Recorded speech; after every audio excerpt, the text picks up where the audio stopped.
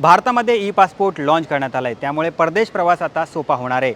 E पासपोर्टचे वैशिष्ट्य नेमकं कोणती समजून घेऊ आपण या व्हिडिओमधून। नमस्कार, मी सलमान शेख आणि आपण पाहताय एबीपी माझा। आता पासपोर्टमध्ये RFID चिप, विशेष अँटेना आणि डिजिटल सुरक्षा तंत्रज्ञान असेल, जे तुमचा डेटा सुरक्षित ठेवतीलच, शिवाय बनावट पासपोर्ट सारख्या धोक्यापासूनही तुमचे संरक्षण करतील।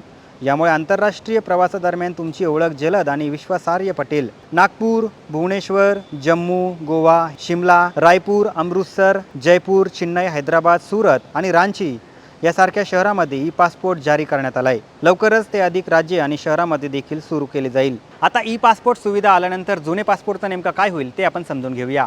जरी ई पासपोर्ट सुरू झाला असला तरी प्रत्येकाने नवीन पासपोर्ट काढणे आवश्यक नाही। ज्यांच्याकडे जुने पासपोर्ट आहेत त्यांच्यासाठी ते त्यांच्या मुदतीपर्यंत पूर्णपणे वैध राहतील। त्यानंतर रिन्यू करताना मात्र तुम्हाला ई पासपोर्ट घ्यावा लागेल। आता आपण ई पासपोर्टसाठी अर्ज नेमका कसा करायचा ते समजून घेऊया।